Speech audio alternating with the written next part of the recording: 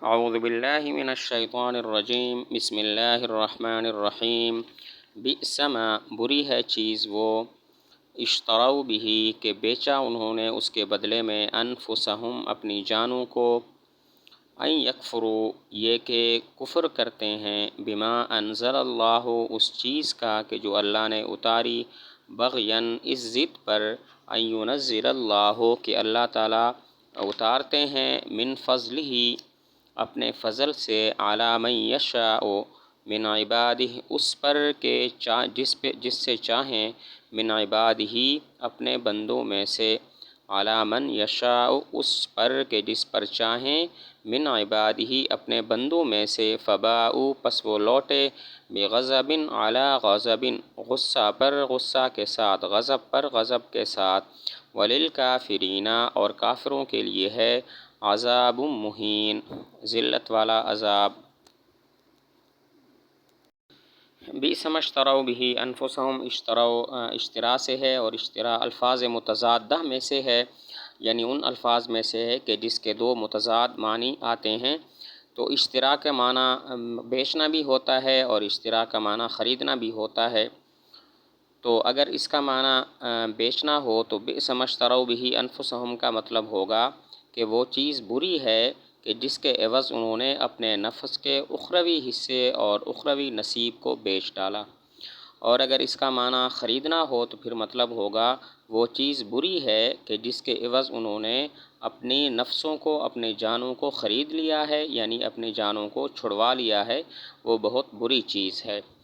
اشترا سے ہے، اشترا الفاظ متضادہ میں سے ہے، یعنی ان الفاظ میں سے ہے کہ جس کے دو متضاد معنی آتے ہیں۔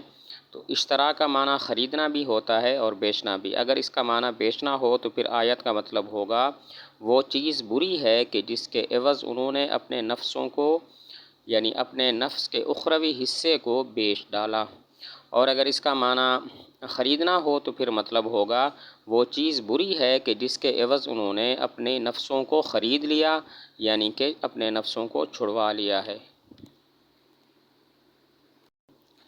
ان یکفروا بما انزل اللہ یہ بئسا کا مخصوص بالضم ہے، مطلب ہے کہ وہ انکار کرنے لگے اس کلام کا کہ جو اللہ نے اتارا۔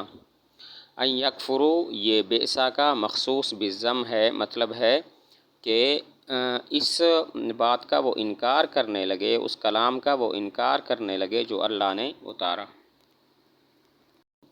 بغین یہ کس کا مفعول لہو ہے؟ تو یہ یکفروا کا مفعول لہو ہے، یہ اشتروا کا مفعول لہو نہیں ہے، اس لیے کہ مفعول لہو اور اس کے فعل میں اتنا فاصلہ نہیں ہونا چاہیے، جبکہ اشتروا اور بغین میں بہت زیادہ فاصلہ ہے، تو یہ یکفروا کا مفعول لہو ہے۔ بغین منصوب ہے اس بنا پر کہ یہ یکفروا کا مفعول لہو ہے اور اشتروا کا مفعول لہو نہیں ہے۔ اس کی وجہ یہ ہے کہ مفعول لہو اور فعل کے اندر زیادہ فاصلہ نہیں ہونا چاہیے، جبکہ بغین اور اشتروا میں بہت زیادہ فاصلہ ہے، تو یہ یکفروا کا مفعول لہو ہے۔ باقی بغین کا معنی ہوتا ہے ضد اور فساد، تو مطلب یہ ہوا کہ وہ کفر اس وجہ سے کرتے ہیں کہ وہ حسد کرتے ہیں، وہ ضد کرتے ہیں۔ ان ینزل اللہ من فضلہ علی من یشاء من عبادہ، ضد کرتے ہیں کہ اللہ تعالیٰ اپنے فضل سے اپنے جس بندے پر چاہیں قرآن کو اتار دے۔ تو یہاں پر بندے سے مراد حضور صلی اللہ علیہ وسلم ہیں، اور فضل کا مطلب ہوتا ہے بغیر کسی عمل کے کوئی ایسا فعل وجود میں لانا کہ جس کی وجہ سے وہ اس نعمت کا مستحق ہو جائے۔ تو ان ینزل اللہ اس کا مطلب یہ ہے کہ وہ ضد کرتے ہیں، وہ حسد کرتے ہیں کہ اللہ تعالیٰ اپنے فضل سے قرآن اپنے جس بندے پر اتار دے۔ بندے سے مراد حضور صلی اللہ علیہ وسلم ہیں، اور فضل کا معنی ہوتا ہے کہ بغیر کسی ایسے عمل کے کوئی فعل وجود میں لانا کہ جس کی وجہ سے وہ نعمت کا مستحق ہو جائے۔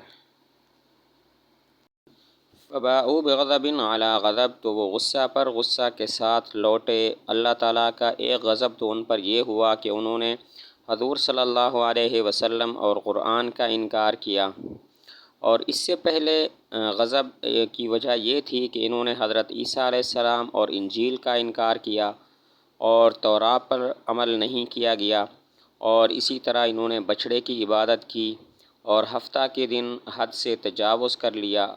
تو اس سے پہلے اس غضب کی وجہ سے وہ مستحق عذاب ٹھہرے، وہ مستحق غضب ہوئے۔ اب غضب پر غضب ہو گیا۔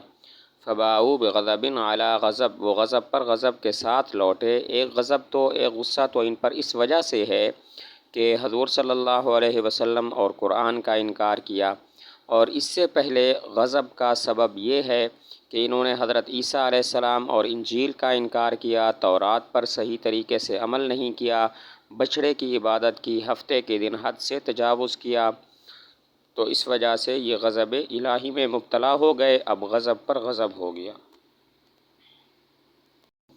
وَلِلْكَافِرِينَ عَذَابٌ مُّهِينٌ، کفار کے لیے ذلت والا عذاب ہے۔